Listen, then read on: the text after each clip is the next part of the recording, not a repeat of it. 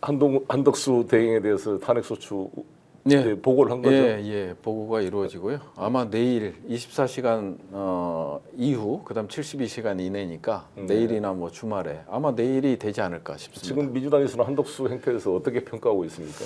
오늘 뭐 김용현 측 대리인이 기자회견을 한 데서 알 수 있다시피 이제는 그냥 그 내란의 어떤 부역자에서 네.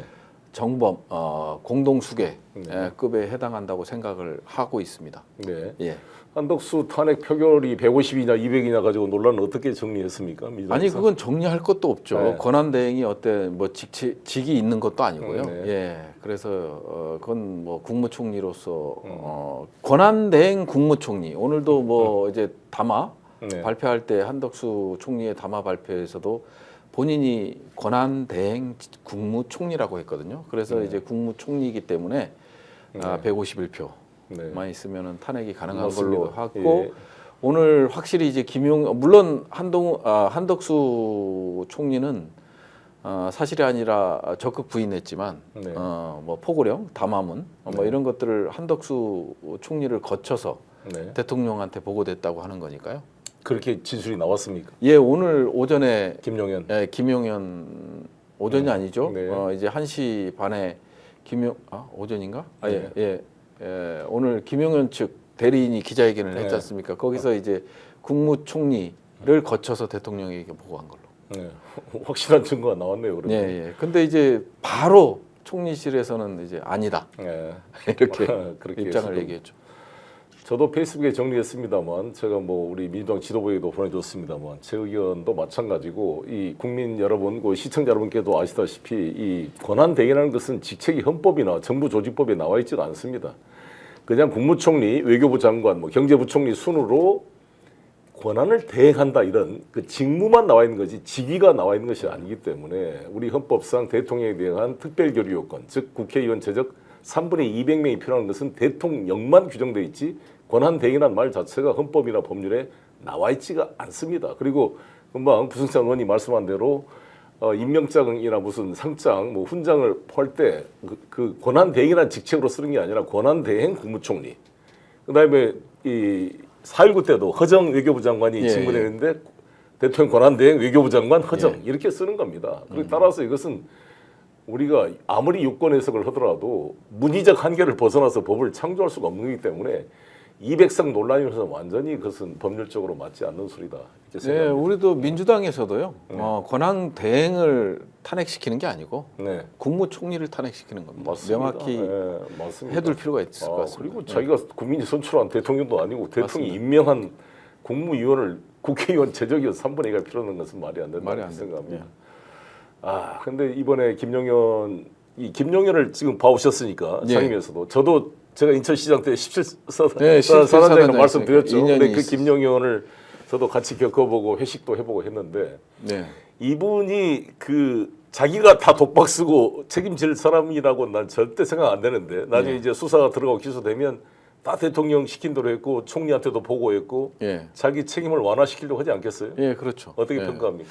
아니 뭐 살아온 인생을 보면 약간 꿀물을 쫓아다니는 그런 행태들을 보였죠. 그리고 17사단 그 병장 익사 사고가 났을 때 영웅으로 만드는 거를 또 그때 당시는 연대장이죠. 연대장하고 또 소송전을 가고 무고죄로 또 고발하고 그 무고죄로 고발했을 때 군사법원장 고등군사법원장이 또 지금 국방부 법무관리관을 하고 있고 대륙 아주에 같이 있었고 그런 인연들이 좀 있습니다. 그러다 보니까 그것도 그렇고요. 그다음에 이제 좀 한이 많은 사람이에요. 한이 많다 보니까 사성장군 안 됐을 때 이거에 대해서 뭐 장관한테 전 장관 뭐 한민구 장관한테도 CX 소리를 내고 골프장에서 쪼하면서 뭐 그런 것도 있고 그다음에 이제 송영무를 찾아가서 또 바로 시작할 때죠. 전역하기 전에 찾아가서 송영무 장관한테 사성장군을 로비하고 그다음에 그때 당시 청와대 비서관들한테 전화해서 자기는 이제 사성장군이 돼야 된다. 이런 로비도 많이 했었고요.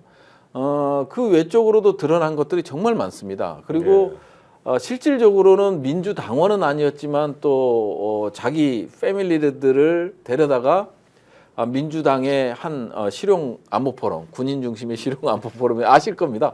아니, 나한테도 전화를 했어요. 예, 그러니까요. 그러니까 거기서 활동도 했었고, 네. 그리고 이제 윤석열이라는 존재가 나타나자마자 바로 갈아타서 네. 권력을 쥐게 된 인물이라. 그리고 이제 본인이 손해 보는 걸 엄청 싫어합니다. 본인이 손해 보는 걸 싫어해서 조금이라도 본인한테 불리한 어떤 뭐 발언이나 뭐 진술이 나오면 바로 고소 고발 조치하고 이런 것들을 특징으로 한 인물이죠. 윤석열, 김용현 이 자들이 진짜 그렇게 일본을 존경하고 일본 사무라이 정신을 따르고자 했다면 이 정도의 사실 쿠데타를 했다 실패하면 할복 자살해야지 그런 비겁하게 도망가서 지금 살려고 뭐 형사 민형사 책임을 다 지겠다더니 네. 아예 뭐 이제 출석도 안 하고 뭐 서류도 송달도 안 받고 그렇게 이재명 대표 재판 출석 안 한다고 공격하던 자들이 네.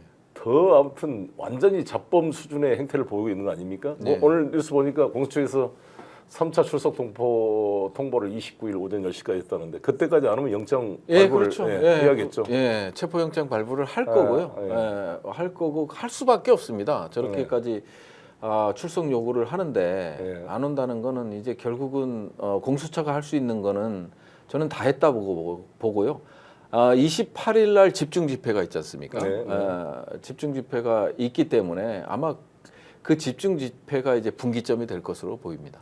예. 네, 그때 저도 우리 가족들 다 나가려고 그러는데 29일 날 그때도 영장 집행을 만약에 대통령실 경호처가 반항을 한다면 하지 못하도록 국회 상임위에서 국방부 불러다가 예. 군 병력을 동원하더라도 다 해체시켜야 되는 거 아닙니까? 범죄 그래서 집단들이. 아니 실질적으로 봤을 땐 그동안은 압수수색 영장만 한번 처리해 보려고 했었잖아요. 집행하려고 했었던 건데 압수수색 영장은 또 이제 법적 한계가 있잖아요. 군사 보안 시설이고 그리고 거기서 이제 최고 책임자가 노를 했을 때는 임의 제출 외에는 방법이 없는 거 아니겠습니까? 근데 이제 체포영장이 발부되면 그건 좀 다른 개념이죠. 그러다 보니까 경호처에서 제지를 한다든지 하면 전부 공무집행방해죄가 성립되기 때문에 체포영장이 발부되면 구인하는 데는 별로 어려움이 없을 것으로 보고 있습니다. 이제 부흥찬 의원님께서 밝혔던 가장 저희가 걱정됐던 게 과연 이 북풍 공작을 실행했을 것인가, 과연 이 계엄 요건에 맞는 전시 사변 이에 기타 이에 준하는 국가 비상 상태를 만들기 위해서 김용현 체제에 들어와서 발버둥을 친 게 드러났단 말이죠. 특히 우리 부흥찬 의원이 밝혔던 무인기 사건에 대해서 한번 다시 지금 어디까지 진행이 됐습니까?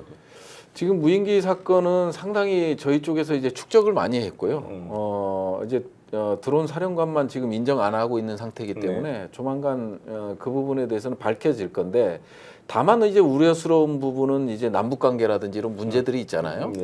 문제가 있는 것이기 때문에 그런 점이 조금 국가 안보적 차원에서 우려는 되지만 사실은 무인기는 그냥 대놓고 한국이 도발을 유도한 그런 사건이다. 왜 그러냐면요.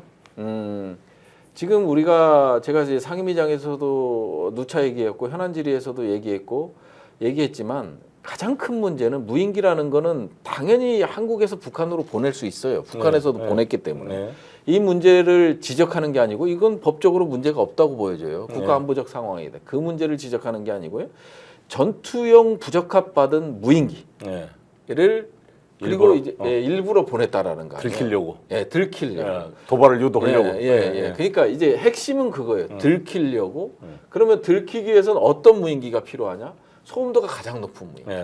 그래서 이제 저희가 이제 무인기 특성도 다 파악하고 있고 28개 항목 중에 11개가 부적합을 받았는데 가장 핵심적인 거는 뭐냐면 2km30에서 소음이 아주 청명하게 들린다는 거예요. 그러다 보니까 우리 군이 이거는 작전용으로 쓸 수 없다. 전투용으로 쓸 수 없다. 그러면 이 무인기를 지금 100여 대를 갖고 있는데 어떻게 할 것이냐. 그러면 초보자들이라든지 교육훈련용으로 국내에서 쓰자. 그래서 이제 그런 식으로 해서 국방과학연구소에서 드론 사령부가 창설되니 거기다 준 겁니다. 그래서 이제 그 무인기를 보냈다라는 게 크리티컬한 거고요.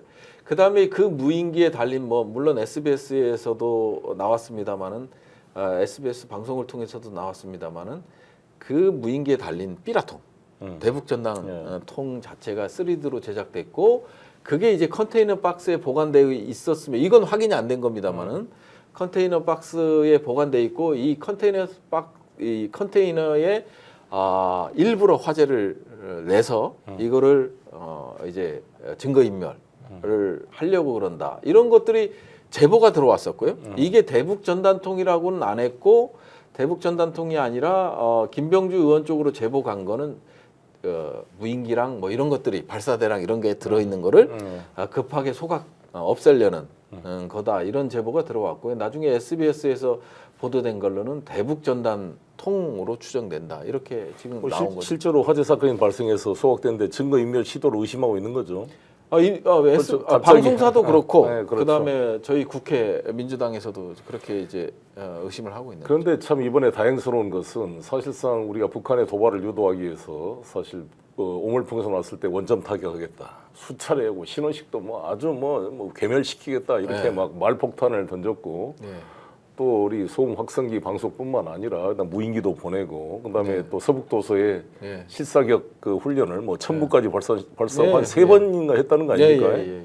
6월부터 시작을 해서 6월부터 그 9.19 군사합의를 파기하고 네. 파기한 이후에 바로 이어서 K9 자주포부터 시작을 해서 천무 그다음에 뭐 스파이크 모든 전력을 동원해서 네.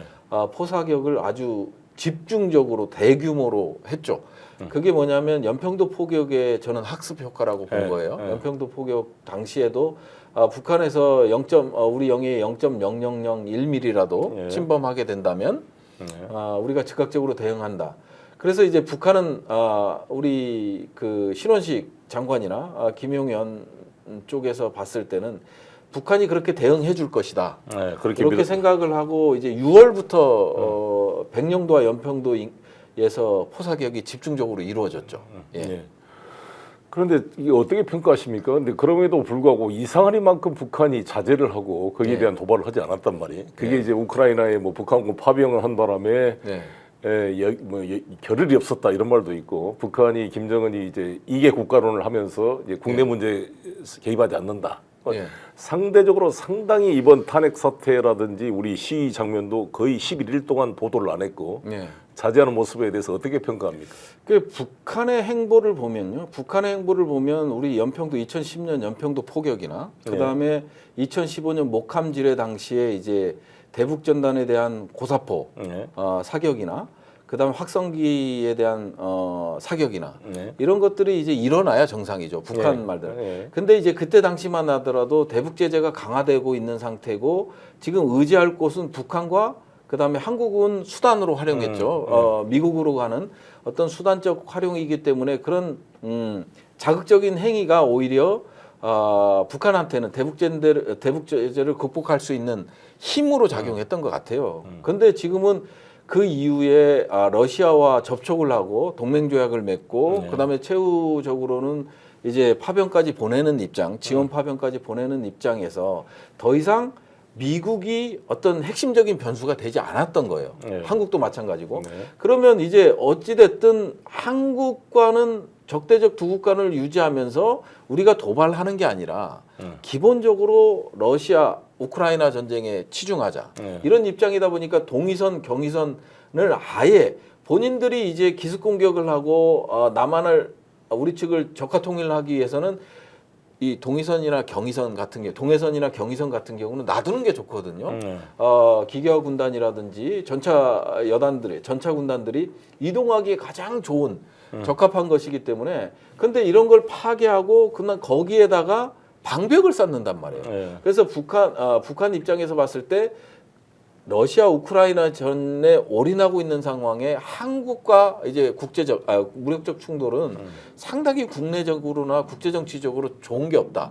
그렇게 전략적으로 판단을 한 게 아닌가. 그러다 보니까 한국의 어떤 도발 유도하는 그런 행위에 대해서 적극적으로 대응하기보다는 비례성의 원칙에 입각해서 대북 전단을 뿌리면 오물풍선으로 대응하고 확성기 방송을 하면 이 확성기 방송으로 대응하고 이런 것들이 이루어졌던 거죠. 그러니까 실제로 북쪽에서 뭐 다행스러운 일인데 만약에 이 김용현과 이 여인영 이들 소위 군사 쿠데타 세력의 의도대로 북한이 만약에 반응을 했으면 큰일 날 뻔했잖아요. 한 발이면 비상계엄은 성공했을 겁니다. 한 발로 쏘았죠. 네. 왜냐하면 우리가 충분성은 이명박 정부 이후에 물론 유엔 연합사 교정 규칙엔 이 충분성이라는 게 없지만 우리는 뭐 한 발 쏘면 4배로 보복하잖아요. 예. 그러면 이제 집중적으로 보복 공격을 할 테고 예. 그러다 보면 이제 더 큰 반격이 올 거고. 더 큰 반격이 올 거면 딱 그거면 끝나는 거거든요. 그러면은 이제 그거를 가지고 비상계엄을 선포하는데 예. 선포하고 군이 따르는 데는 별 지장이 없죠. 그러니까. 예. 큰일 날 뻔했는데 저게 북이 단순히 이제 러시아에 치중하느라 그랬다. 근데 북도 이러한 정보 내부 사정을 알고 미리 말려들지 않는 거 아닐까요? 그것보다는 이제 국내 정치적 그리고 국제 정치적 판단에 의해서 행동했던 것 같고요. 그러다 보니까 실질적으로 우리가 하는 행위들을 알았으면 오물풍선이라든지 이런 걸로 대응은 하지 않았을 것 같아요. 그러다 보니 이게 국내 정치적, 국제 정치적으로 판단을 하고 그 판단에 따라서 행위했던 것으로 저는 보고 있습니다. 예, 정말 우리 부승찬 의원께서 쓴 책이 정권과 안보 딱 지금의 화려한 이야기인데 이들이 국가 안보를 그렇게 강조하고 우리 민주당을 공격할 때마다 종북 세력 이러면서 국가 안보를 무너뜨리고 있고 한미 동맹을 깨고 있다고 입만 달면 비판을 해야 하는데 이들이야말로 정말 국가 안보를 정권 안보를 해서 완전히 해치고 그것도 자기 부인의 비리를 감추기 위해서 이런 비상계엄 여건을 만들기 위해 북의 도발을 유도했다는데 외환 유치죄를 적용하자 이런 말이 나오고 있잖아요. 근데 이제 외환 유치죄 뭐 약간 부담이 있죠. 아니 총풍도 있잖아요. 네, 총풍 그렇죠. 사건 일어났을 때 실질적으로 연락을 해서 우리 좀 공격해달라고 네. 했던 거 아니에요. 네, 그렇죠. 이 국민의힘 전신에서. 그렇죠. 네. 근데 이제 그 판례를 보면 네. 외환 유치죄는 적용이 안 됐어요. 그렇죠. 그죠? 네. 그러다 보니까 쉽지가 않은 게 왜냐하면 있죠. 네. 헌법상 반국가 단체잖아요. 북한이라는 네, 데가 네. 북쪽을 점유하고는 반국가 단체이기 때문에 국가가 아니라는 거죠. 그래서 이제 상당히 외환 유치죄를 적용하긴 어렵지만 지금 같은 상황에서는 뭐 일부 변호사들도 내환 유치죄보다는 그냥 내란죄로 같이 묶어서 가야 된다라는 그렇죠. 표현, 뭐 문자도 오고 하는데 저는 이번 건은 외환 유치죄를 적용해야 된다고 봐요. 지금 우리 이제 법 해석상으로는 이렇습니다. 이게 그 적국과 통모를 해야 되는데 일단 적국에는 꼭 국가 형태가 아니라 무장 집단도 가능하니까 예를 들어 IS 같은 단체와 우리가 서로 교통을 해서 우리 대한민국을 공격하도록 유도했다. 아니 무슨 아덴만에 있는 우리 대한민국 함정을 테러 단체랑 서로 협력해서 공격하도록 유도했다. 그럼 다 외환 유치죄가 됩니다. 근데 꼭 국가가 아니라도 북한도 당연히 대상이 되는데 문제는 그 적국과 통모 행위를 어떻게 보느냐. 간접적으로 아무튼 유발을 한 것 자체에 대한 이제 해석의 논란이 있겠지만 이런 법률 해석을 떠나서 정말 우리 국민들이 생각할 때 속았다는 느낌이 들잖아요. 아니 누가 국가 안보를 망가뜨린 놈들이었구나. 국민 생명을 담보했잖아요. 그게 무시무시한 아니 그러니까 오직에 쓰면 조갑재 씨나 이 누굽니까 또 정규재 씨 같은 사람이 미친놈이라 그런 거잖아요. 아니 국회의원들 겁주려고 한번 해봤도 아니 자기들이 검찰 경찰관을 가지고 이재명 송영길을 비롯해서 우리 부승찬 수많은 우리 의원들 잡아다 수사하고 압수하고 기소하고 구속까지 나는 시켰잖아요. 근데 그것도 부족해서 겁주려고 총을 든 군대를 국회에 보냈다는 게 이게 정상이 아닌가? 그러니까 보면 윤석열 정권은 뭐 저보다 더 잘 아시겠지만 검찰 권력을 쥐고 있고 그다음에 이제 경찰 권력을 쥐고 있고 군 권력을 쥐고 있지 않습니까? 그런 상황에서 이제 비상계엄이라는 거는 딱 한 가지밖에 유추해 볼 수 없는 거죠. 큰 그림에서 봤을 땐 권력의 영속하고요. 그거는 이제 12.12 사태나 혹은 1952년 부산 정치파동 요거를 염두에 둔 거기에서 나오는 이제 학습 효과라고 보여져요. 그리고 작게는 이 가족 사법 리스크가 정말 이 목 앞에까지 왔잖아요. 그렇죠. 그러다 보니까 이제 또 거대 야당을 상대해야 하는 입장에서 이게 만일 내가 3년만 하겠다 그러면 앞으로 남은 2년 반만 하겠다 그러면 무슨 비상계엄을 합니까? 그래서 저는 이게 큰 그림 속에서 봤을 땐 권력의 영속화를 염두에 두고 비상계엄을 했고요. 스픽스는 말하는 언론입니다. 대세는 유튜브, 그중에서 스픽스. 좋아요, 댓글, 구독, 알림 설정. 여러분이 저희를 사랑해 주시고 우리가 여러분을 사랑하는 4가지 방법입니다.